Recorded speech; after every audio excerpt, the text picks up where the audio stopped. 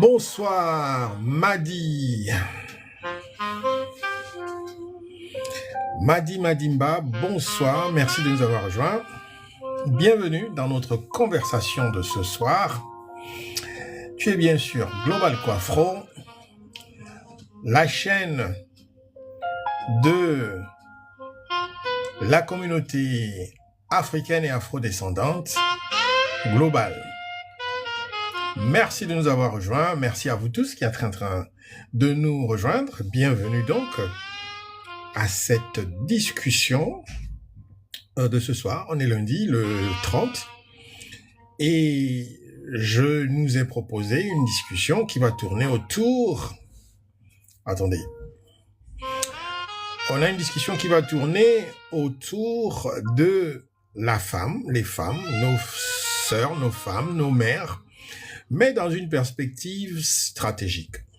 Nos mères matricielles, dans un rôle purement et simplement stratégique, c'est-à-dire retourner, disons, dans le rôle initial qui est celui de nos femmes mères.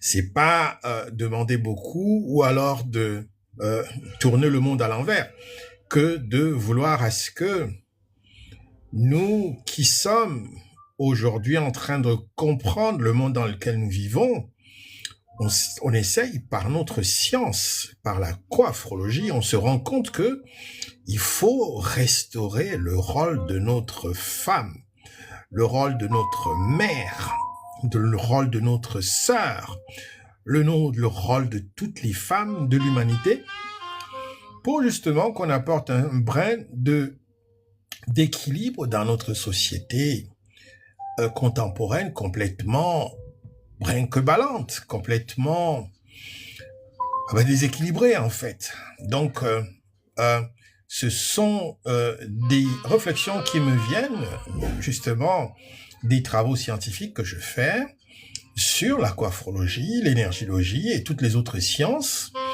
Et je me rends justement compte que il y a un grand fossé qui existe entre le rôle que devaient occuper les femmes, nos mères aujourd'hui, et celui qui est normalement le véritable rôle dans la perspective énergologique, dans la perspective mnémoscientifique de la femme comme la génératrice de tous les sexes, que ce soit le sexe masculin, que ce soit le sexe féminin.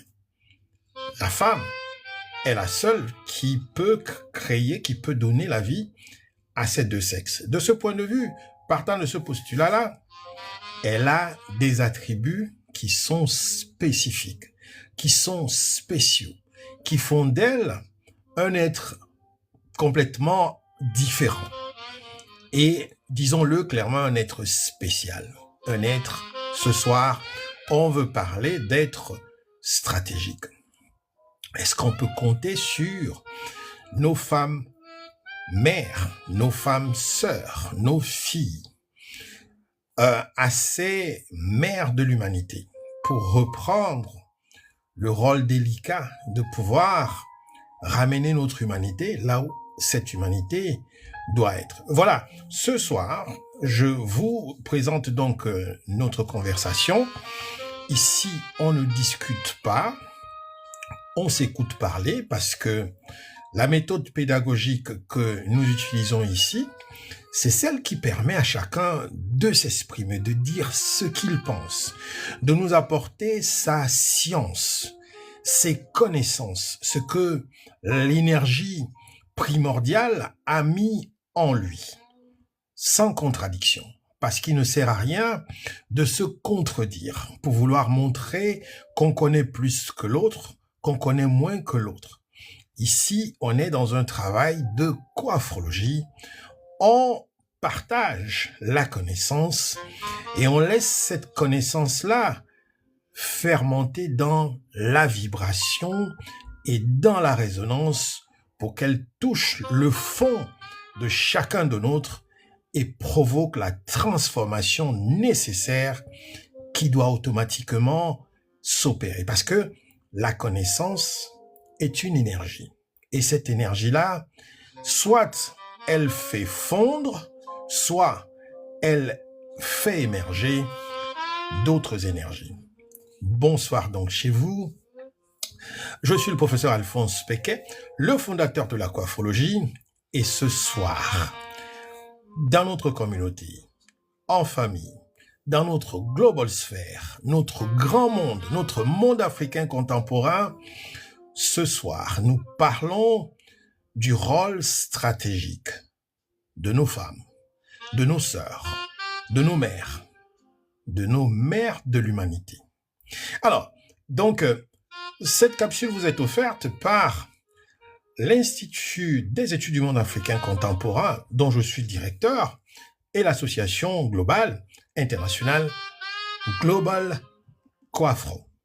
Ici, nous travaillons dans l'ingénierie de la décolonisation mentale des Africains et Africains descendants. Et ce travail nous a conduit à créer la science qui s'appelle aujourd'hui la coaphrologie. Et dans la coaphrologie, vous avez la dimension, disons, technologique, qui est celle qui résout justement les problèmes, c'est l'énergiologie. Donc voilà, merci de nous avoir rejoints donc pour cette conversation de ce soir. Nous commençons la semaine. Tant mieux, vous êtes nombreux et ça fait toujours plaisir. Si vous nous mettez ici quelques cadeaux, si vous faites vibrer, vous faites résonner ce forum, parce qu'en réalité, la coaphrologie, c'est une science de résonance. Si vous êtes là, vous n'êtes pas là par hasard. C'est parce que la résonance de la coaphrologie est parvenue à vous. Donc voilà, on va donc commencer. Nous disons que nous sommes en train de faire un travail à travers la coaphrologie, c'est celui de la restauration vibratoire. Il faut comprendre ici que nous sommes en train de mettre sur pied ce que nous considérons comme une sorte de cercle, le cercle des matriciels stratégiques. Nous voulons ici avoir des femmes qui viennent sur le panel, qui s'expriment et qui nous disent ce qu'elles pensent, ce que je vais dire tout à l'heure. Et voilà, on pourra peut-être après comprendre si on peut apporter une continuité au travail que nous allons commencer ce soir après cette discussion, parce que je suis de ceux qui croient que nous ne devons pas perdre notre temps sur les réseaux sociaux. Nous devons avoir des discussions stratégiques pour aboutir à quelque chose de concret, pour résoudre nos problèmes Africains descendants. Et Dieu seul sait que nous avons beaucoup de problèmes et beaucoup de problèmes à résoudre. Donc, l'objectif, donc, c'est de reconstruire ou alors reconstituer le corps d'Osiris, la synergie du coaphro, c'est-à-dire notre monde, ce monde que nous sommes en train de nous approprier. Nous construisons un nouveau monde dans lequel nous voulons nous retrouver entre nous et rien que nous, Africains et descendants africains, par une approche qui est une approche douce, une approche calme et ultra structurée dans le respect des uns et des autres. D'abord, c'est l'architecture de la mnémoscience, la gardienne du récit. Qu'est-ce que cela nous rappelle? C'est le rôle. C'est le rôle. Elle identifie des fragments d'histoire et de culture éparpillés dans la diaspora et sur le continent. La mission ici, c'est de créer des banques de données mémorielles pour que chaque enfant du Coafro, notre nouveau monde, qu'il soit à Salvador de Bahia, qu'il soit à Haïti, qu'il soit à Brazzaville, qu'il soit à Yaoundé, qu'il soit à Porto Rico, qu'il soit à Cuba, se reconnaissent dans le même miroir de grandeur.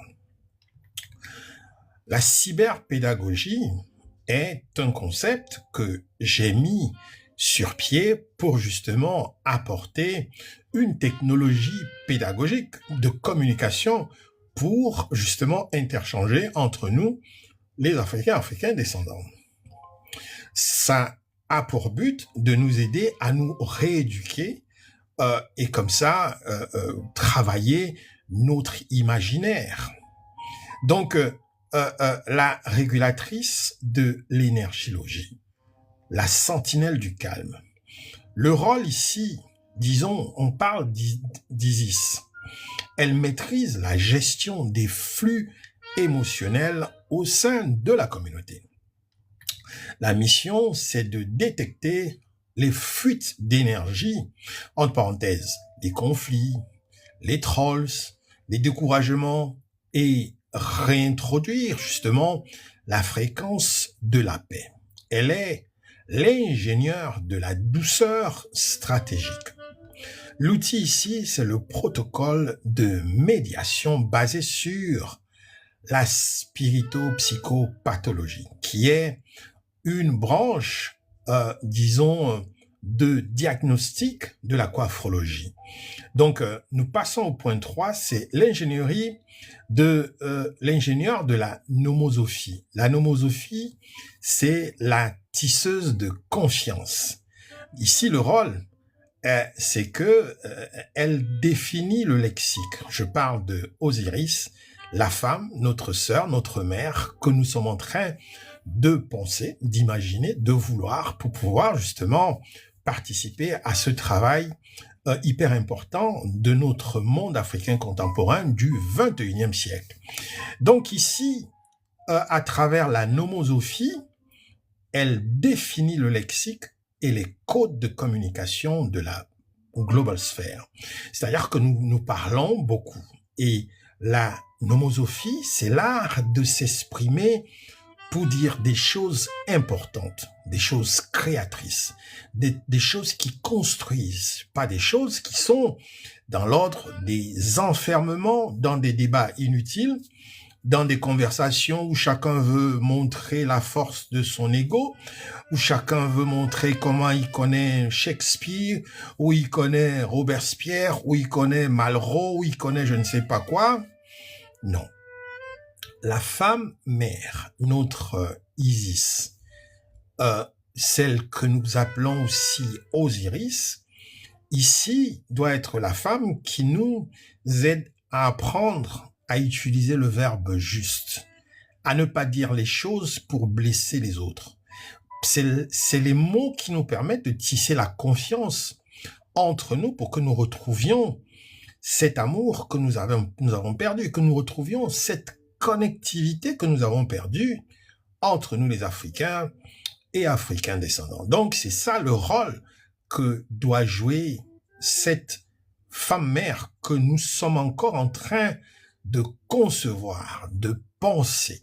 Sa mission sera de transformer le langage de la victime, disons le langage de la victimation en langage de la souveraineté. Elle s'assure que la parole donnée entre membres est sacrée, c'est-à-dire la création de la valeur et de la confiance. L'outil ici, c'est une charte de communication et un rituel, disons des rituels verbaux de ralliement. En quatrième position, nous allons avoir ici affaire à la stratège. On parle toujours de la femme, on parle toujours de l'Isis, on parle toujours d'Osiris, on parle toujours de cette femme mère, cette femme notre épouse, cette femme notre fille, qui sera la femme, disons, stratégique, la femme stratège pour justement ce que nous sommes en train d'entreprendre, de mettre en marche, quoi, de construire. Et ici, sa mission sera de transformer les connexions virtuelles en sécurité alimentaire, sécuritaire et économique. Si un territoire du Coafro, disons, est en danger, elle active le maillage de solidarité. L'outil ici sera l'intelligence économique et réseau d'affaires solidaire. Je ne sais pas si on se comprend, je ne sais pas si vous êtes dans le même élément que moi. Nous parlons de la femme. La femme, disons, la femme mère, notre femme épouse, notre femme petite amie, notre femme maîtresse, notre femme, tout ce que vous pouvez imaginer, mais allez pour pouvoir faire en sorte que cette femme-là retrouve ce rôle que nous sommes en train de penser, d'imaginer, parce que nous estimons qu'elle a beaucoup plus d'aptitude que nous les hommes à retourner à cette fonctionnalité-là. Donc, l'action que nous recommandons donc immédiatement, c'est d'abord le rituel d'Isis pour lancer cette dynamique. N'oubliez pas, nous sommes une organisation qui est d'abord énergologique. On ne parle pas de spiritualité, on parle d'énergiologie pour remplacer le terme spirituel. Spirituel, ça vous branche tout de suite avec les égrégores d'extraction d'énergie et les égrégores, les golems, j'en passe et d'autres. Non, ici, on parle dans l'aquafrologie de l'épistémologie africaine nouvelle.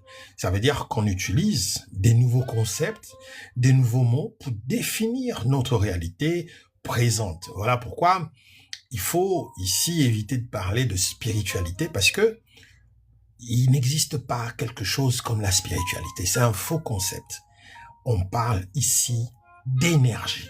Et la suite logique de la compréhension, de l'étude, de la pratique de l'énergologie, nous a donné l'énergologie, qui est une science que nous avons conçue au sein de l'aquafrologie et qui doit être notre élément pour justement sortir de la colonisation mentale, de la colonisation spirituelle dans laquelle nous sommes enfermés. Notre enfermement, notre embrigadement, notre épistémicide est dans la sémantique des autres.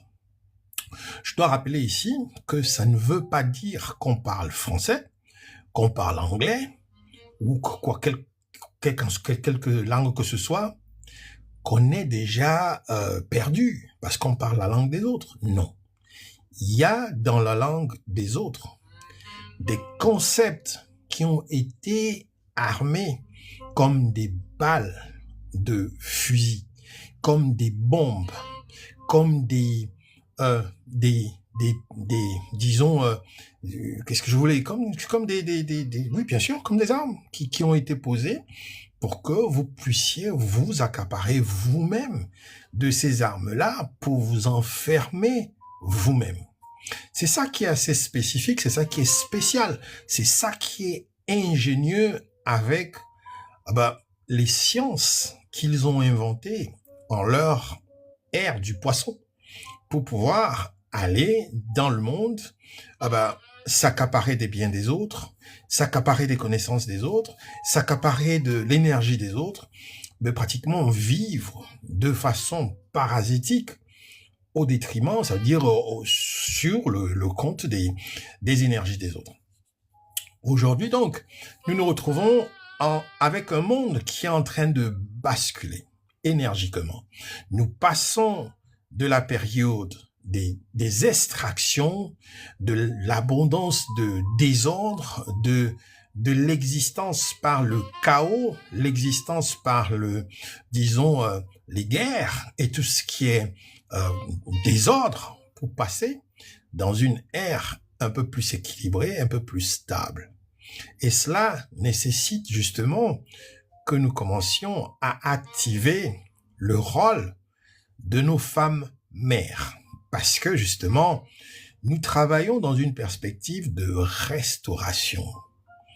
Nous travaillons dans une perspective de restauration et cette restauration-là est très, très importante pour nous, les Africains et Africains descendants, dans cette globale sphère que nous sommes en train de créer, dans ce nouveau monde contemporain que nous sommes en train de constituer, dans cet héritage, dans cette, disons, dans ces recommandations qui nous ont été faites par nos pères.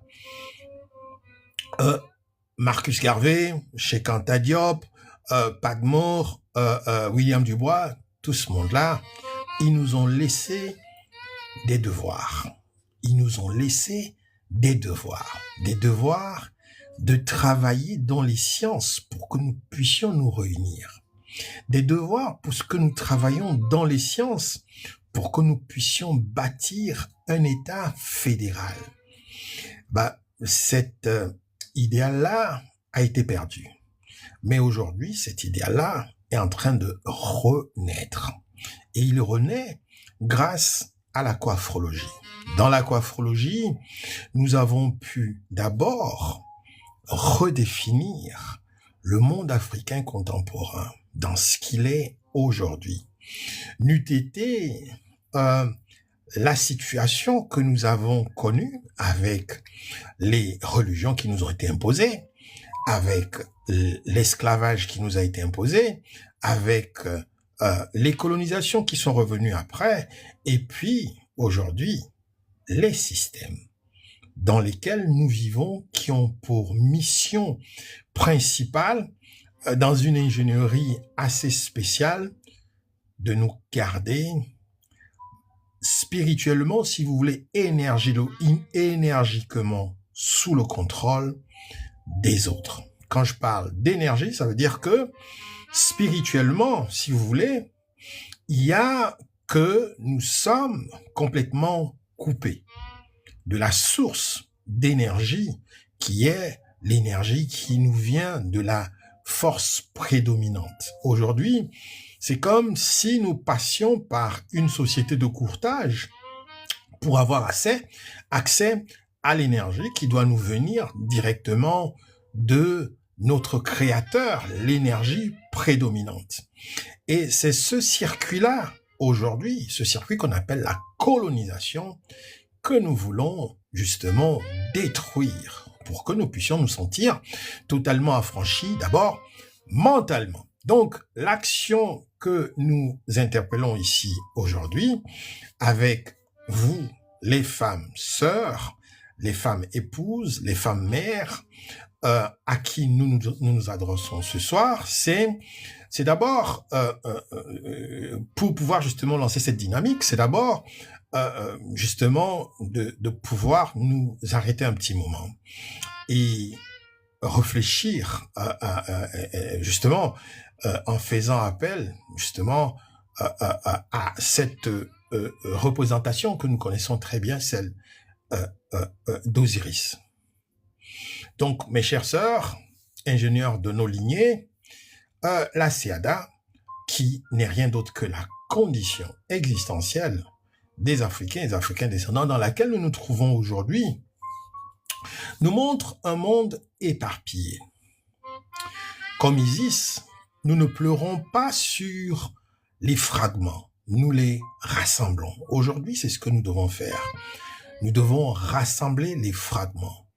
Nous lançons le cercle des matriciels stratégiques pour restaurer la synergie du Coafro. Le Coafro, c'est notre nouveau monde, le monde que nous imaginons, le monde que nous pensons, que nous voulons, pour que nous puissions avoir ces moments dans le virtuel, dans, disons, le cyberespace, mais mieux encore, dans la vie réelle, qu'on puisse justement quitter du cyberespace pour se retrouver dans la vie réelle, pour constituer, pour créer justement cet espace-là, ce monde réel d'Africains et Africains descendants.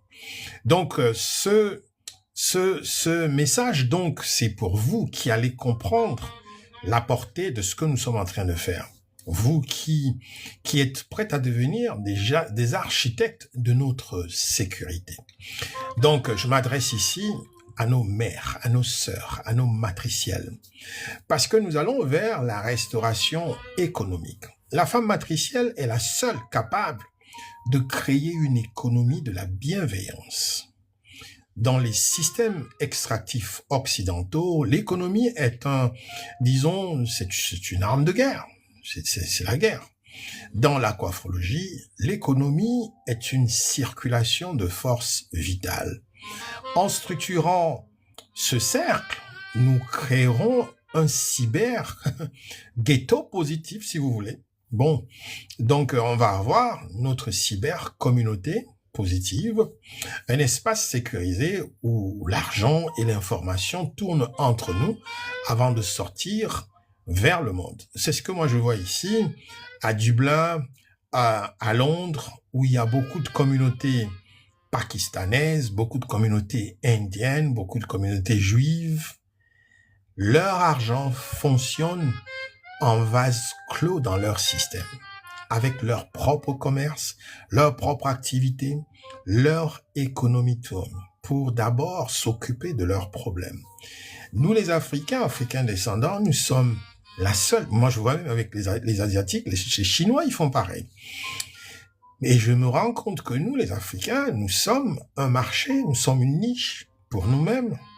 Mais aujourd'hui, nous sommes une niche pour les Pakistanais, nous sommes une niche pour les Indiens parce que nous courons tout le temps pour aller dans les boutiques qu'ils appellent Afro-Caribbean Shop, pour acheter les légumes, la viande, le poisson, le couscous, tout ce que nous faisons chez nous est vendu dans ces boutiques-là et qui sont tenues par des Asiatiques qui font venir tous les ans leurs frères, leurs sœurs, qui travaillent dans les mêmes business et qui sont de nouveau porteurs de commerce et qui vont comme ça multiplier la force économique de leur communauté. Voilà pourquoi aujourd'hui, en Grande-Bretagne et en Angleterre, nous avons la possibilité d'avoir des gens du côté de l'Asie qui aujourd'hui frappent aux portes du pouvoir en Grande-Bretagne. Ils sont arrivés, ils ont eu un premier ministre bien avant nous, les Africains descendants.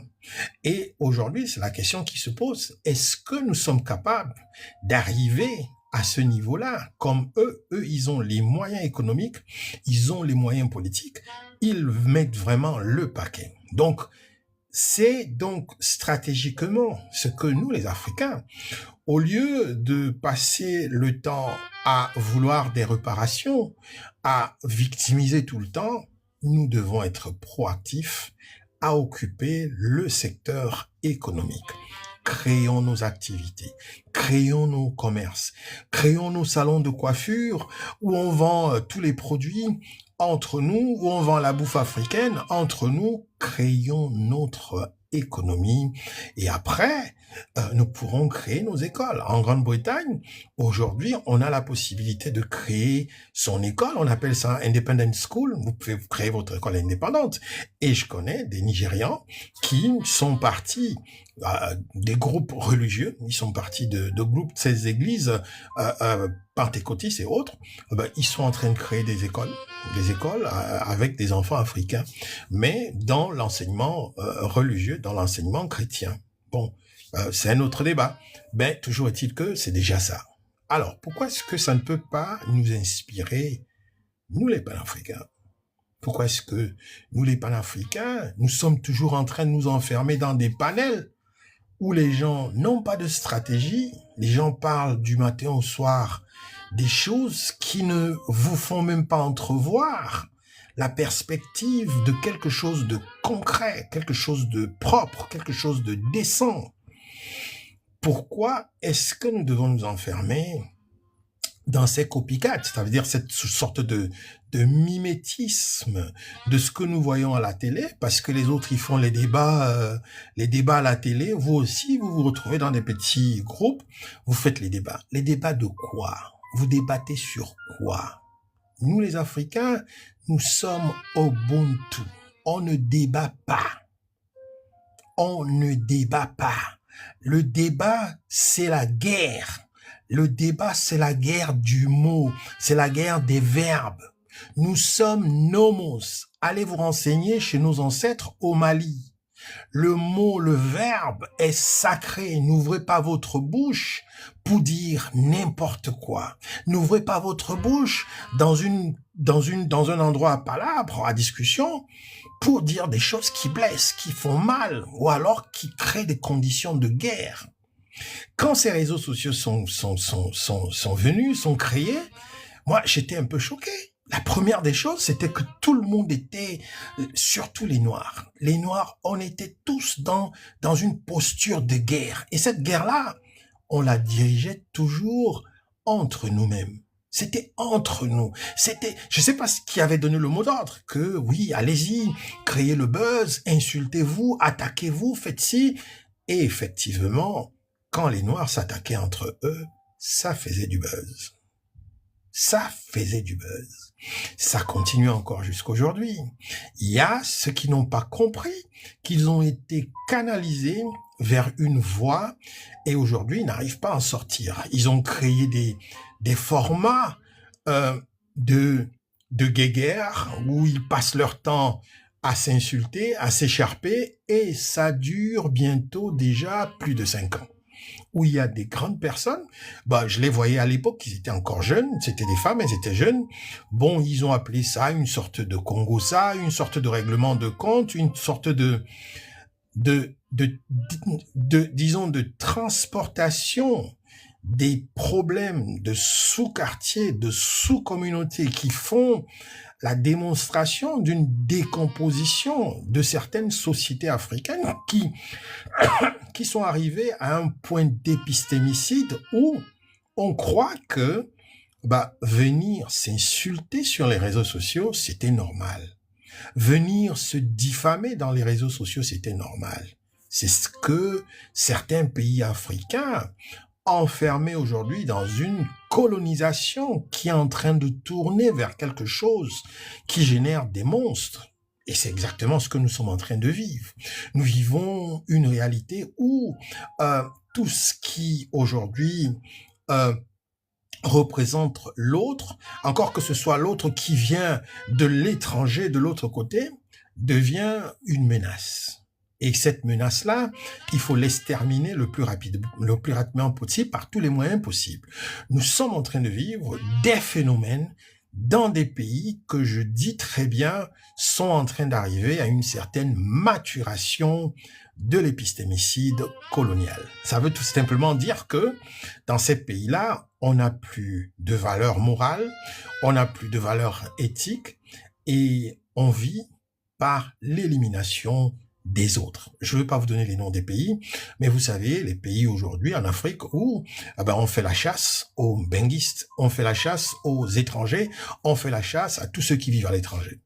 Donc, ça commence à devenir assez inquiétant, ça commence à devenir préoccupant, et ça nécessite quand même qu'aujourd'hui, on retombe, qu'on reparte vers celles qui sont les piliers de nos communautés, les piliers de notre globe, les piliers de notre humanité, ce sont les femmes.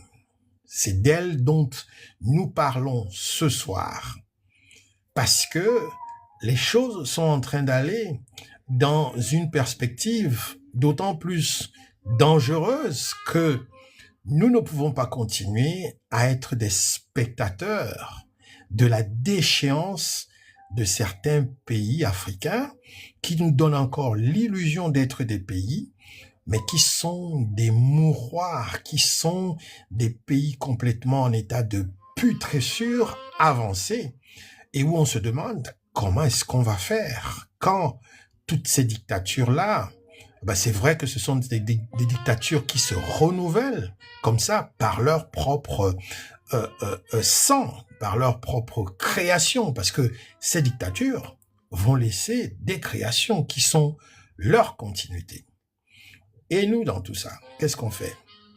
Est-ce que nous allons continuer à venir nous écharper dans les forums où les gens vont insulter un ministre, un président de la République, je ne sais pas quoi, j'en passe et d'autres? Moi, je dis, c'est des pertes énergétiques. Ce sont des pertes d'énergie. Nous devons retourner à ce qui est essentiel. Apprendre à comprendre nos énergies vitales. Apprendre à comprendre les énergies qui existent dans le vide, dans le monde. Ce que nous respirons tous les matins. Comment le respirer de façon consciente à aller dans notre système pour avoir une fonctionnalité. Comment apprendre à mettre l'ordre sur nous-mêmes pour que nous puissions mettre en branle les organes qui sont en nous, qui constituent un appareil, une usine, une machinerie qui est une centrale énergétique. Pour vous qui avez eu la chance de faire les sciences biologiques dans le secondaire ou dans le primaire, si avec du temps, du recul, vous regardez vos cours, vous vous rendez compte que la description qui nous a été faite, scientifiquement parlant de nous, c'est un organisme. Et un organisme, à la fin, vous allez vous rendre compte que c'est plus qu'un organisme. C'est vrai que c'est un organisme fait avec des organes mous, mais cet organisme-là crée de l'énergie. Et mieux encore, cet organisme-là crée de l'électricité. Et c'est de ça qu'il est question, que nous puissions commencer à explorer cette dimension énergétique qui est en nous, que les autres ont compris et que les autres utilisent. Et c'est avec cette dimension que les autres nous ont embrigadés. Ils nous ont mis en séquestration depuis des siècles, parce qu'ils ont su les sciences énergétiques. Pendant que nous, ils nous vendaient le concept de la spiritualité pour nous embrouiller, pour qu'on ne puisse jamais trouver de solution à la réflexion, aux analyses, aux moyens de pouvoir sortir de là où on était.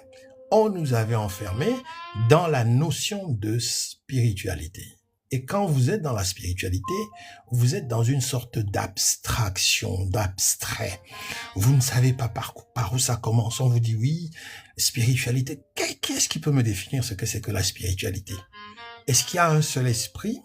Est-ce qu'il y a une seule... Donc, c'est quoi les esprits? Ça représente quoi? À quoi est-ce que ça sert? À quoi est-ce que c'est utile aux autres et c'est pas utile à nous? Donc, c'est un peu ça. Il faut voir, en termes de spiritualité, s'il faut regarder, c'est celui qui crée un concept qui en bénéficie d'abord le premier. La spiritualité n'a pas été créée par les Africains. C'est une connaissance, c'est une énergie. Elle sert à quoi? À ceux qui l'ont créée. C'est la question à laquelle vous devez répondre. En structurant donc ce cercle que je suis encore en train de concevoir comme un élément dans lequel les femmes qui vont se retrouver en train de voir cette vidéo vont avoir l'essence, peut-être pas à travers moi, mais peut-être elles-mêmes vont avoir un moment de réflexion pour retrouver le rôle qu'elles peuvent jouer aujourd'hui, au-delà des associations classiques qu'on nous a toujours présentées, comme des associations de je ne sais pas X, Y. Nous sommes entrés dans une nouvelle époque, nous sommes entrés dans une nouvelle ère, nous sommes entrés dans une ère de nouveaux besoins qui nécessitent que nous réfléchissions autrement, que nous réfléchissions en fonction de notre époque. Voilà pourquoi je voudrais que les femmes qui sont ici avec moi aujourd'hui, les sœurs qui sont ici avec moi, on puisse aller bien loin. Que ces associations qui nous ont été imposées, les associations des femmes machin, les associations de ceci, cela, les associations qui mettent en avant la rivalité sexuelle, la rivalité des genres, Je dis non. Nous sommes entrés dans une ère où la femme doit vibrer avec les paradigmes nouveaux qui sont en train d'émerger sur notre blogosphère, dans notre global sphère, dans notre global cosmologie. Ça veut dire que nous avons des connaissances que nous envoie de toutes parts l'énergie prédominante, les forces ancestrales que nous devons savoir saisir. Et en saisissant ces forces-là, moi, je me suis retrouvé en train de, justement, avoir entre les mains des paradigmes nouveaux qui sont justement ces mannes-là, que la prédominance, que ce soit la prédominance, que ce soit la force ancestrale, sont en train de mettre sur notre chemin pour que nous sortions de ce chemin qui nous a été imposé comme une sorte de voie sans issue. On nous avait prédestinés à devenir des maudits que la Bible nous avait qualifiés de Can et j'en passe et d'autres qui avions été maudits par je ne sais pas combien de générations et des générations. Bon, tant qu'on va nous-mêmes intégrer ces malédictions, que nous allons lire ces propos et que nous allons les répéter à nos enfants dans la Bible, en prêchant cela le dimanche à l'église, mais nous perpétuons la malédiction qui nous a été imposée, qui nous a été offerte, qui nous a été vendue par les courtiers en assurance vie que sont les prêtres, les pasteurs, parce que c'est ce qu'ils font aujourd'hui. Ils ont pris le circuit normal d'obtention de l'énergie, c'est tout, hein, c'est tout ce qu'il y a là, c'est l'énergie, tout ce qu'on fait, prier, méditer, je ne sais pas quoi, c'est la conversion de l'énergie en force qui nous permettent de nous mettre en mouvement de façon créatrice, de façon concrète, de façon forte, pour pouvoir générer des choses concrètes, des choses qu'on peut multiplier, qu'on peut développer. C'est de ça qu'il est question. Donc, voilà, donc, j'interpelle donc nos femmes sœurs, nos femmes mères, nos sœurs matricielles, pour qu'aujourd'hui, on puisse sortir de la perception du ghetto pour pouvoir créer une vraie communauté dans laquelle, pour nous qui sommes ici dans la diaspora, nous sommes conscients. Si nous ne sommes pas suffisamment conscients, nous devons avoir des conversations hors cyberespace. Le cyberespace, c'est pour une pédagogie de retrouvailles, de se reconnecter. Mais nous devons avoir des espaces privés, des espaces confidentiels dans lesquels justement nous nous retrouvons comme on fait autour de l'arbre à palabre, autour du baobab, un peu partout en Afrique pour s'asseoir et parler de visu, face en face, les uns avec les autres, en train de se sentir, vibrer et ramener en chacun de nous ce lien perdu, cet amour que nous avons perdu, cette capacité d'empathie que nous avons perdu, cette capacité de construire, de faire les choses ensemble entre nous les Africains. Brisons le mythe de la traîtrise qui habite entre nous. Nous avons été conçus comme si on était faits les uns avec les autres comme des armes pour lutter constamment ensemble.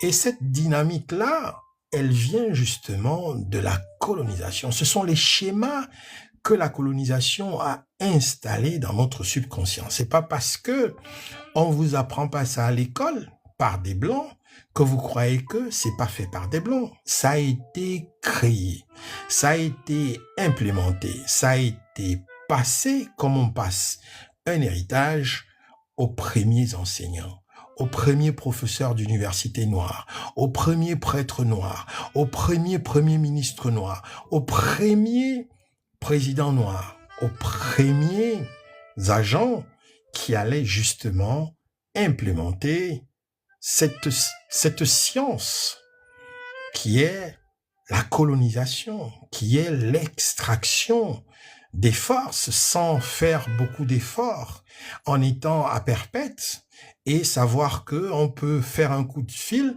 et puis harceler tout un pays. Harceler, je dis bien tout un pays, avec seulement un coup de fil à un président de la République qui va se lever le matin, il va ébranler toute la machine ministérielle, et ce stress-là, ce harcèlement-là se ressent comme une onde vibratoire dans tout l'étendue du pays. Je veux que vous compreniez que nous sommes des êtres vibratoires. Nous sommes des êtres qui vibrons. Avant toute chose, nous sommes connectés. Tous, nous sommes connectés. Nous les Noirs, nous les Africains, nous sommes connectés par cette force vibratoire qui a été enfermée, forcée d'être dans une sorte de chaos, dans une sorte de perturbance perpétuelle. Et ils sont conscients que s'ils nous laissent un seul petit moment, nous allons nous retrouver, nous allons nous regrouper, et nous sommes une force hyper dangereuse. Voilà pourquoi moi j'ai voulu comprendre pourquoi nous les Noirs, on constituait toutes ces mesures, toutes ces stratégies, toutes ces pédagogies qui ont été créées, toutes les sciences qui ont été créées pour nous étudier et nous garder justement en l'état où nous sommes aujourd'hui, où nous croyons que il faut s'en sortir en se disant on ne peut rien, c'est le destin. Il n'y a pas de destin, il n'y a pas de destin. Il y a que vous ne voulez pas travailler fort dans la perspective, dans la direction qui est celle de sortir du marasme dans lequel on vous a enfermé. Il y a combien d'Africains, il y a combien d'intellectuels africains qui ont voulu s'épancher vraiment sur la condition existentielle des Africains descendants. La plupart des Africains qui ont fait des recherches, à part Cheikh Anta Diop, Thomas Sankara plus récemment, la plupart de nos leaders, c'était la politique, géopolitique, géostratégie, géopolitique, et puis on a fini par devenir même des champions, des experts en géostratégie. La géostratégie, je me demande toujours à quoi est-ce que ça sert quand j'entends un Africain qui parle de géostratégie. Mais la géostratégie, c'est une science qui valide l'extraction des biens des Africains. La géostratégie, c'est une science qui valide la colonisation. La géostratégie, c'est une science qui valide que le nord du Congo soit pillé comme il est pillé. Et qu'on se dise tout simplement que oui, les Blancs, ils sont forts. Les Blancs, là, ils sont forts. On vient vous piller, vous parlez de géostratégie, et vous dites ils sont forts. On vous roublardise. Et vos journalistes se permettent d'être dans les médias pour dire comment est-ce que le président africain a été reçu, je ne sais pas où, et a été roulé dans la poussière. Vous savez très bien qu'il a été roulé dans la poussière.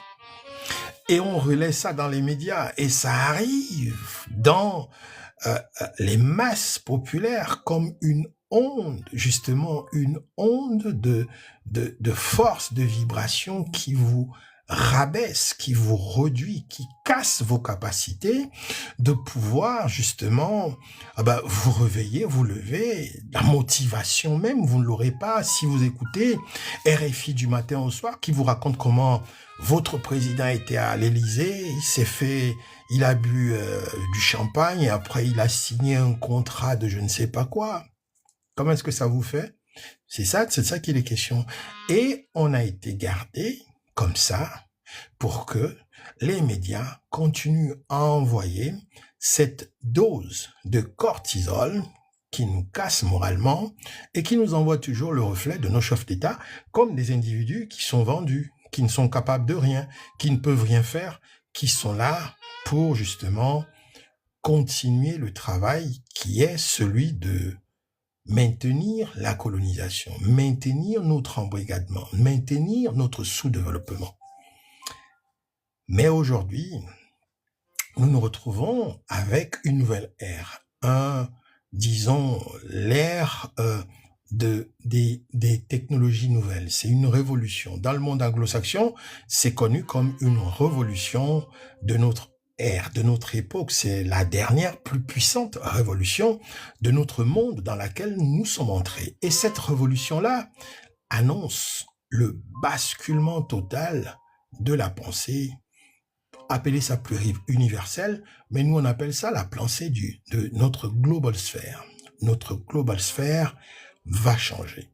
Nous avons créé l'aquaphologie, et avec l'aquaphologie, nous sommes en train de déconstruire, nous avons commencé à déconstruire la pensée occidentale.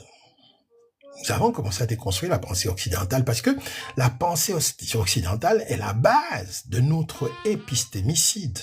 Notre aliénation mentale, c'est cette pensée occidentale. C'est la base de l'aliénation même de notre blogosphère, la planète, notre monde, notre humanité. Aujourd'hui se trouve dans cette espèce de perdition en termes de pensée parce que nous avons été imposés une pensée qui est une pensée de l'esbrouf, une pensée du mensonge, une pensée de l'escroquerie, une pensée de tout ce que vous pouvez imaginer qui est tout ce qui est sorte de filouterie. C'est ce que représente la pensée occidentale, s'il faut regarder les choses très bien. Et ça, nous, on vous le fait si vous allez lire nos ouvrages avec évidence à l'appui. Personne ne conteste. Il y a Cheikh Anta Diop qui a commencé. Nous, on continue le travail. Parce que nous découvrons encore, avec beaucoup plus de subtilité, on découvre encore des choses encore plus intéressantes. Et c'est ça qui est fascinant, de faire les sciences. Moi, je dis, le tout n'est pas de s'enfermer dans des petits groupes, ici sur ce TikTok, et puis avoir des débats sur X, Y ou Z machin, ou alors parler d'histoire, une histoire avec laquelle après, on ne sait pas si on sort de la conversation ou des groupes dans lesquels nous sommes pour avoir quelque chose de tangible hors des groupes virtuels pour aborder la réalité sur le terrain, parce que c'est de ça qu'il est question.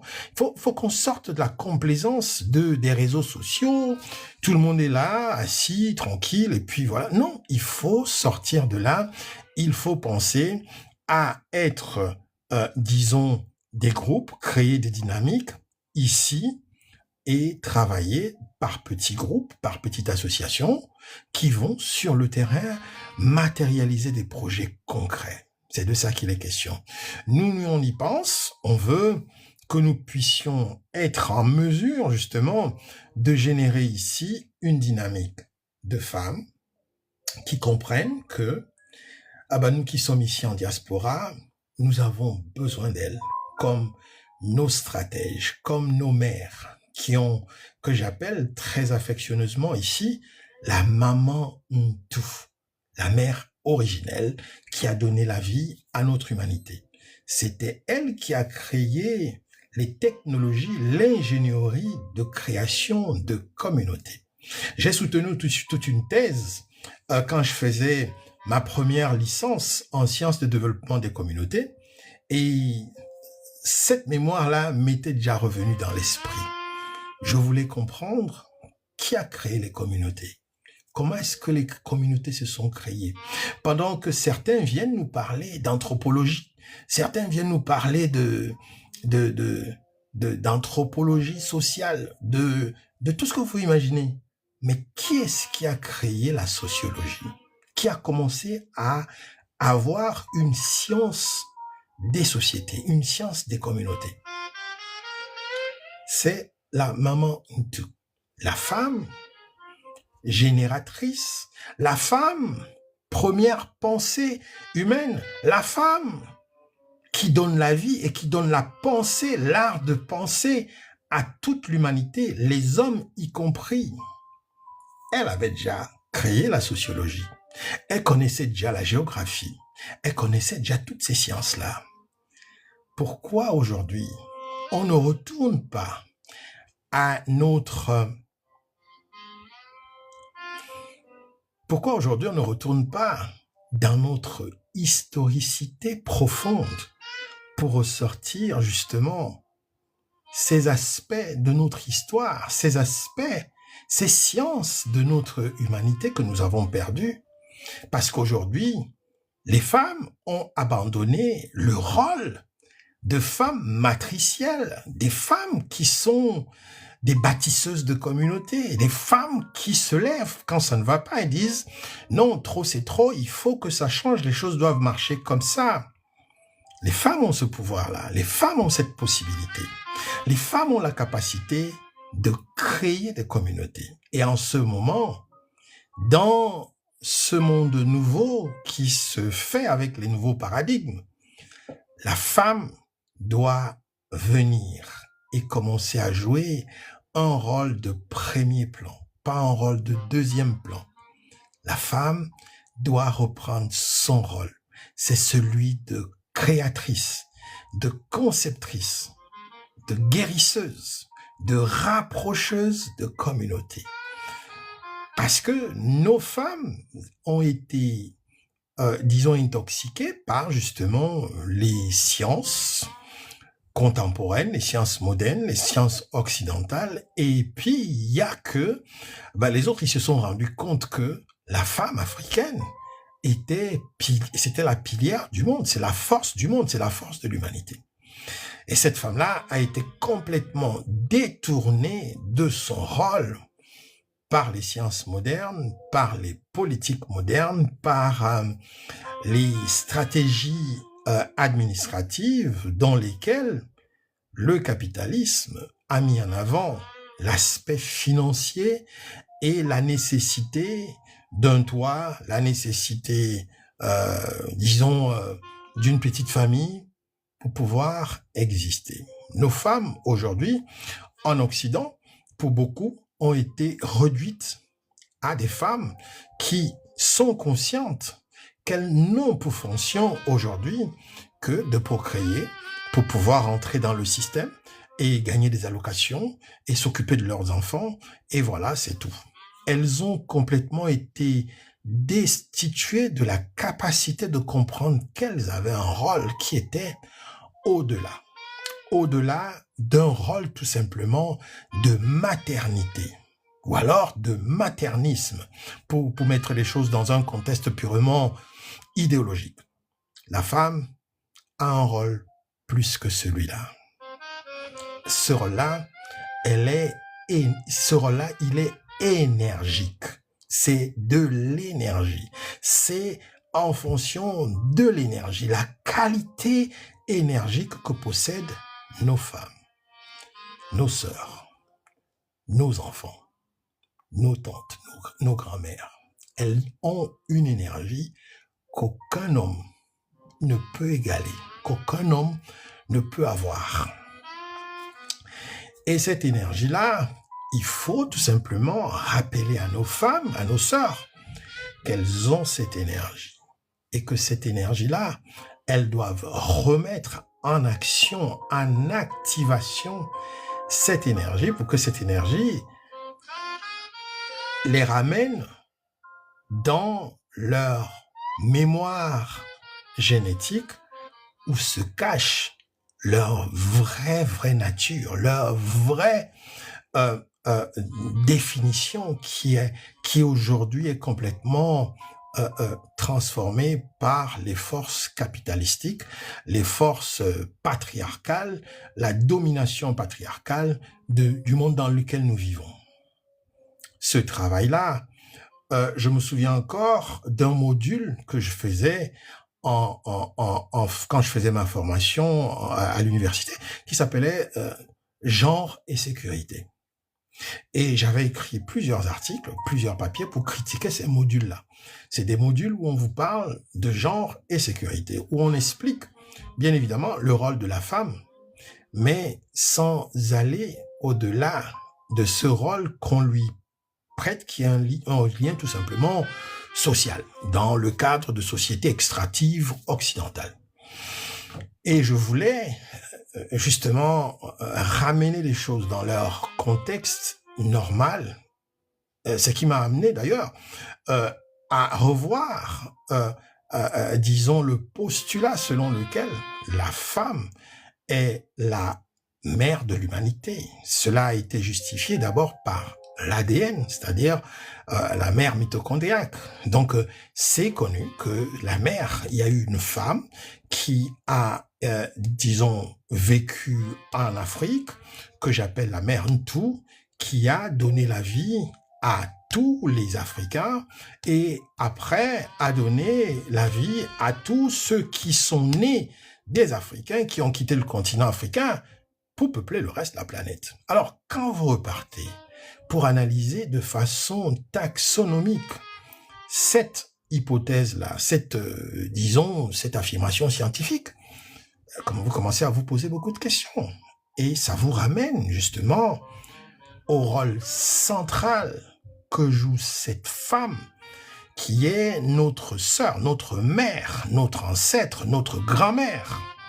Il faut donc aujourd'hui ramener cette femme-là à commencer à travailler en elle-même pour qu'elle retrouve ses attributs fondamentaux, ses attributs, disons, quintessentiaux pour que justement elle commence à nouveau à vibrer, pour que les enfants qu'elle va faire soient des enfants qui vont travailler dans la perspective du travail que nous sommes déjà en train de faire au sein de la coiffologie, celui de la restauration, la déscorisation, la décolonisation, de la restructuration de notre ADN, de la libération de nos capacités vibratoires pour justement devenir des forces scientifiques qui sont capables de créer des objets, créer des technologies qui nous permettent de transcender les problèmes de notre époque. C'est de ça qu'il est question. Il n'y a rien de mystique dedans que de dire aux gens, retrouvons-nous, parlons avec franchise, parlons avec sérieux, signons une charte et tous les samedis on se retrouve, on parle de nos problèmes, on cotise un peu d'argent parce qu'on a un projet, parce qu'on a une ambition et on commence à régénérer de l'énergie. On commence à préparer une technologie. Une technologie qui veut dire, par exemple, créer une boutique, créer un commerce, créer une activité. C'est comme ça que les autres fonctionnent. Il n'y a pas de magie là-dedans. Il n'y a pas besoin d'aller voir un marabout. La seule raison pour laquelle nous aurons besoin d'aller voir un marabout, c'est parce que certains parmi nous se sentiront peut-être attachés, comme c'est souvent le cas. Certains se sentiront un peu embrigadés dans des forces, par des forces maléfiques, des choses comme ça. Donc, oui, mais sinon, essayons d'abord que les femmes qui sont ici, qui m'écoutent ce soir, après avoir écouté ce message, se retrouvent par 2, 3 ou 4 et qu'elles se fixent des objectifs. Qu'elles se disent, nous ne sommes pas venus ici, en Europe, pour vivre toute notre vie éternellement ici. Nous devons retourner. Mais en retournant, nous devons préparer ce retour. Et c'est à partir de ce moment-là que vous mettez en place, vous mettez sur pied les sciences. N'allez pas le faire non plus sans mettre sans tenir en considération. Les sciences sont importantes. Il faut avoir des sciences parce que si vous n'utilisez pas les sciences au pays, les choses évoluent. Hier, j'ai eu une discussion ici avec un frère qui m'a rappelé justement que au pays, en Afrique, peu importe d'où vous venez, les gens réfléchissent tous les jours en termes de survie. Et leur survie aujourd'hui, c'est vous qui représentez, vous qu'on voit sur les réseaux sociaux, vous qui vous pavanez, qui vous montrez vos richesses, vous qui démontrez votre belle vie dans les restaurants, vous qui frimez sur les réseaux sociaux, et après vous vous demandez, mais qu'est-ce que j'ai fait? Quand vous arrivez au pays, ils vous égouillent. Ils vous égouillent. C'est de la jalousie. Les gens sont devenus jaloux. Alors, pourquoi si on se rend compte que les gens deviennent jaloux, de plus en plus dans certains points du continent. Pourquoi y aller? Sachant bien que la mort qu'on va trouver, c'est très souvent les membres de votre famille. Ce sont les membres de votre propre famille qui vous assassinent, qui vous mettent le poison. C'est la manière la plus facile. Pourquoi donc retourner là-bas si vous voulez faire des affaires, vous voulez faire de l'investissement? Pourquoi retourner là-bas? Pour vous retrouver entre vous, les membres de votre famille. Moi, j'ai été victime des déconfitures familiales qui sont un peu à la mode aujourd'hui. 2 fois, je me suis dit, bon, ça suffit. Je suis parti, j'ai utilisé d'autres méthodes, d'autres stratégies. Bon, elles ont marché. Bon, elles n'ont pas marché comme je voulais à 100%. Mais toujours est-il que vous n'avez pas les blessures, vous n'avez pas en vous les entailles de la profondeur que vous pouvez avoir quand vous avez été abusé par les gens que vous avez aimés, par les gens que vous considérez comme les gens qui doivent être votre point de soutien, votre réseau de soutien. C'est à ça que je dis, il y a danger dans la communauté noire, il y a danger dans la communauté africaine, dans certains pays africains. Je dis pas tous les pays, il y a des pays africains où il fait très mauvais de se présenter, se pavaner n'importe comment. Et ça, il faut qu'on se le dise. Il faut qu'on se le dise de manière sérieuse. Vraiment, je veux que ce soit un message qui soit un message clair, qui vous parvienne. Là, il y a des pays, avant d'y aller, renseignez-vous très bien. Renseignez-vous très bien avec par rapport à ce que vous voulez faire. Si vous n'avez pas été dans votre pays pendant peut-être 5 ans, 6 ans, 7 ans, 8 ans, mais c'est grave, c'est terrible. C'est même encore plus sérieux. Il faut se renseigner très bien. C'est pas parce que c'est le pays où vous êtes né, c'est pas parce que c'est le pays où vous avez grandi. Les choses changent. Moi, je dirais même par mois, les gens changent. Et aujourd'hui, avec les réseaux sociaux, ils sont au fait de vos faits et gestes parce que vous exposez sur les réseaux sociaux, vous venez raconter votre vie sur les réseaux sociaux, ils savent ce que vous faites. Ils imaginent même, ils anticipent. Alors, ce qui serait encore pire, c'est, imaginez dans ces familles-là, vous avez des frères ou des sœurs qui sont ils ont des yeux qui voient dans l'extralucide, qui voient des esprits, qui lisent votre vie, qui lisent votre pensée. Vous voyez un peu? Donc, c'est de ça qu'il est question aujourd'hui. Moi, je souhaite tout simplement que ici, on ait des conversations dans lesquelles on se voit bouger, on se voit aller vers quelque chose, dans lesquelles on aboutit à des choses concrètes. Alors ce soir, j'ai parlé à mes sœurs, les femmes africaines qui sont dans la diaspora, les femmes africaines qui sont en Afrique. Si vous avez saisi ce message et vous croyez que dans le cadre de notre travail scientifique au sein de l'Institut des études du monde africain contemporain, nous ne faisons pas que de vous proposer des initiatives. Nous allons vous suivre. Nous allons vous accompagner.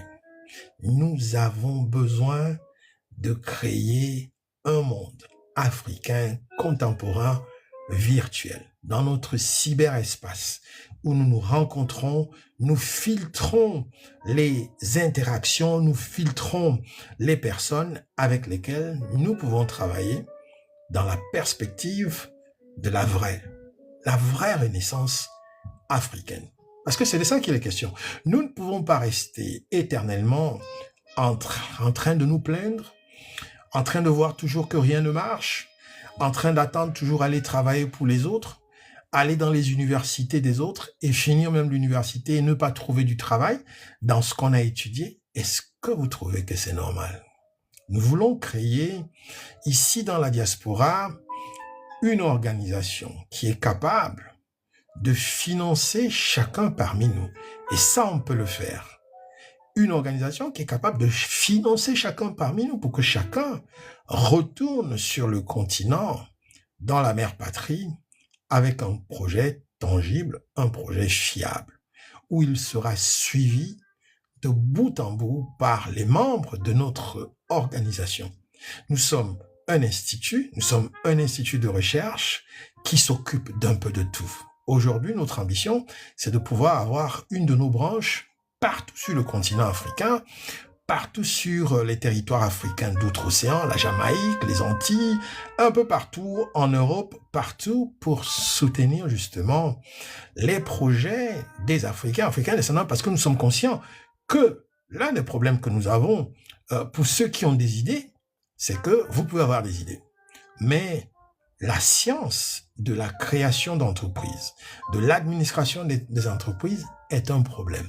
Au moins, on peut vous suivre jusqu'à un certain niveau et vous apporter les membres de la communauté qui pourront travailler avec vous pour vous faire arriver à votre objectif. Imaginez une grande organisation dans laquelle nous créons des facilités d'emploi entre nous. Nous avons une banque de données d'experts dans tous les domaines et nous créons comme ça des entreprises dans un réseau fermé entre nous, les Africains descendants. Mais qu'est-ce qu'on nous a fait?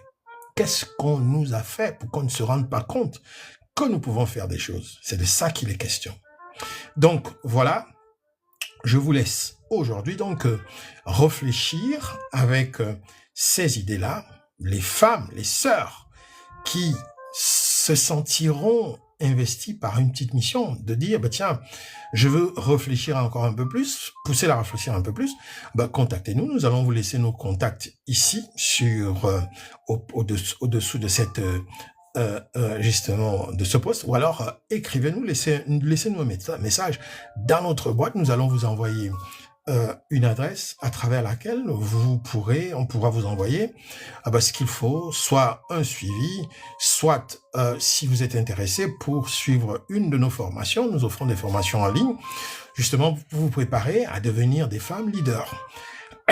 Des femmes leaders, vous pourrez aussi trouver notre travail scientifique, le travail que je fais sur justement Amazon, mais aussi sur Academia et LinkedIn. Vous pouvez aussi trouver mon travail sur les réseaux, sur Internet, en tapant tout simplement sur Google. Vous tapez coiffrologie, vous tapez professeur Mbeke, vous allez trouver mon travail. Voilà. À partir de ce moment-là, vous pourrez commencer à faire vos recherches tranquillement et comprendre ce que c'est que la coiffologie, ce que c'est que l'énergéologie. Et maintenant, si vous avez des initiatives que vous voulez mettre à profit, n'hésitez pas. N'hésitez pas aussi de faire connaître nos activités aux chefs d'État africains, aux responsables de collectivités territoriales qui veulent apporter justement l'innovation, parce que c'est de ça qu'il est question aujourd'hui. Le monde est en train d'entrer dans une phase d'innovation. C'est tout le monde qui se met dans l'intelligence artificielle, alors que dans certaines parties du continent africain, on est encore dans la diabolisation. Pourtant, les autres sont en train de rattraper leur retard. L'Afrique peut rattraper son retard si elle se sert de ces scientifiques comme nous autres. Nous sommes à Dublin, nous avons notre cabinet à Dublin, nous sommes disponibles pour pouvoir aborder des collaborations dans la perspective de restructuration des sociétés africaines vers une décolonisation douce, sans trop voir l'aspect révolution violente ou révolution que vous pouvez imaginer. Ça, c'est un travail qui est un travail scientifique, qui va s'opérer de la manière la plus douce avec des programmes que nous concevons et que nous apportons et qui vont comme ça progressivement nous permettre de sortir de l'enfermement des anciens systèmes qui sont des systèmes qui vont tomber. Nous ne voulons pas que les pays africains tombent quand les pays occidentaux vont tomber, parce qu'il y a des pays occidentaux qui vont tomber.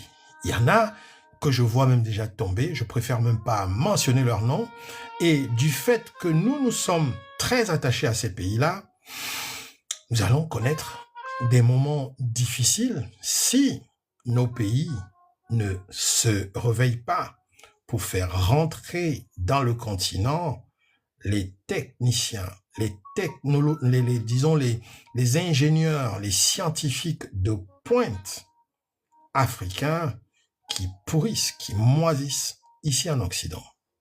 C'est ce qu'on devait faire. On devait avoir en Afrique des organismes qui filtrent, qui sélectionnent les savants, les ingénieurs, les têtes pensantes africaines. Mais je peux pas vous dire la difficulté que les savants africains, les chercheurs africains ont à entrer en contact avec les responsables africains. Pourtant, ils ont besoin de nous, tout comme nous on a besoin d'eux. Mais il faut justement créer les possibilités de faciliter ces accès-là. Et c'est de ça qu'il est question. Voilà pourquoi nous avons besoin des organes, d'une structure comme celle que nous sommes en train de mettre sur pied, pour pouvoir nous déplacer comme des grands. Voilà, c'est ce que je voulais partager avec vous ce soir. Je vous remercie d'être resté et je vais voir qui était là. N'oubliez pas de vous abonner, n'oubliez pas de nous envoyer des diamants, n'oubliez pas non plus de nous envoyer des cœurs. Merci à toutes nos sœurs. Si vous avez été là et que vous voulez l'enregistrement de cette, vous n'avez pas été là au début et que vous voulez l'enregistrement de cette séquence, je peux vous l'envoyer. Il suffit de me laisser un message en inbox et demander la vidéo. Imana Zola était là. Bonsoir Imana. Anna Joy, bonsoir. Bonsoir Samba Manchuka. Bonsoir Ignace Puissy. Bonsoir. Oh, merci. Imana, elle est une aficionados de notre émission maintenant. Merci beaucoup, Imana. Donc, il y a Madouka Sandra qui est là aussi. Madouka Sandra, bonsoir Madouka. Vous pouvez monter, hein, si quelqu'un a des questions à poser, quelque chose à partager avec nous. C'est l'heure de, disons, des sujets qui sont vos sujets, des sujets que vous nous proposez, des conversations que vous nous offrez. Donc voilà, si vous avez quelque chose à dire, quelque chose à échanger, ou alors vous voulez renchérir ou apporter quelque chose par rapport à tout ce qui a été dit, voilà. Donc, c'est à vous. Bonsoir. Donc, chez vous, rebonsoir chez vous. La conversation, c'est notre conversation. Nous sommes en communauté, nous sommes en famille. Sentez-vous à l'aise de pouvoir monter et de nous dire ce que vous pensez. Est-ce que vous croyez que serait une communauté africaine virtuelle qui se retrouve pour aller faire, d'abord pour se rencontrer, on se rencontre, on organise des événements culturels, disons, des excursions, des bootcamps, j'en passe et d'autres, pour renforcer nos relations. Et puis, nous nous déplaçons aussi pour aller faire des excursions sur le continent, des excursions, disons, à but historico et puis coiffrologique, pourquoi pas. Voilà, autant de choses que nous pouvons faire et nous pourrons visiter comme ça ce que nous considérons aujourd'hui être le monde africain contemporain. C'est ce que j'appelle le coiffro. Donc ce coiffro, c'est un concept que nous pouvons bientôt matérialiser avec une application, que nous pourrons matérialiser avec beaucoup de choses que nous pouvons faire. Et pourquoi pas? Pourquoi ne pas voir la possibilité ici que vous fassiez partie d'un réseau qui apporte des solutions à un monde africain qui a besoin justement de reconnexion entre ses enfants, de créer un climat de confiance, de créer un climat d'empathie, d'amour. Moi, je le dis même dans les pasteurs, s'ils veulent mon soutien pour apporter une transformation dans leur église, pour sortir des anciens paradigmes, pour prêcher un paradigme nouveau, on peut le faire. Moi, je le dis tout le temps, ne sortez pas de vos églises. Moi, je suis de ceux qui sont contre que nous sortions de nos églises. Mais il faut changer la théologie. Il faut changer la théologie parce que la théologie, c'est le cœur de la pédagogie du christianisme. Il faut ramener les choses dans leur contexte réel. Et ce travail-là, Moi, je suis prêt à travailler avec des pasteurs qui veulent apporter un discours qui sort progressivement du narratif du christianisme classique, qui est le christianisme de l'extraction, et ramener dans ce christianisme les aspects de la pensée matricielle, la pensée de la mère Ntou, la pensée même qui est la pensée de notre monde, au-delà de tout ce qui a été écrit dans la Bible. Aujourd'hui, nous arrivons, avec l'algorithme Mpeke Nomo, à retrouver des informations qui sont très éloignées dans notre temps, que nos pasteurs peuvent retrouver et recommencer un travail de récupération, c'est-à-dire la congrégation que vous avez, c'est déjà une congrégation. Commencez tout simplement à travailler avec un nouveau curriculum pour votre communauté religieuse qui ne met pas complètement de côté la Bible, mais qui ramène constamment l'aspect mnémoscientifique, c'est-à-dire l'histoire de notre ancestralité dans votre travail, que la religion chrétienne ne fait pas. Cette section qui est coupée, que le christianisme a coupée exprès pour ne pas se reconnecter avec la base matricielle. À quoi est-ce que ça sert une religion? À quoi est-ce que ça sert le pouvoir d'un pasteur qui est déconnecté complètement de sa base matricielle, c'est-à-dire de ses origines, disons, comme vous voulez, spirituelles? Mais alors, on ne parle pas de spiritualité ici, on parle d'énergéologie, parce qu'avec l'aquaphologie, on vous aide à vous reconnecter avec votre source.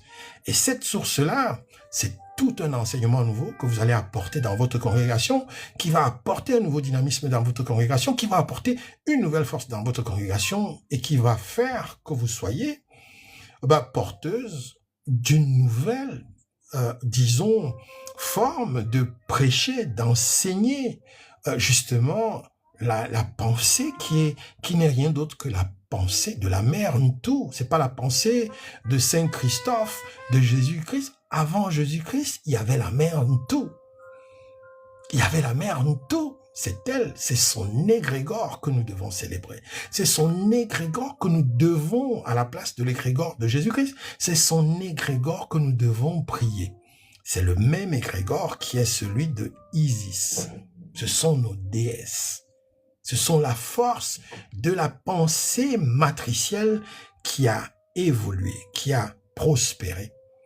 Voilà, je crois que nous avons du travail à faire et nous sommes disponibles. Il n'y a pas pour nous, nous sommes prêts, nous sommes allés, moi je suis allé à l'université pour me former dans tout ce qui concernerait, ou alors qui allait concerner les décolonisations.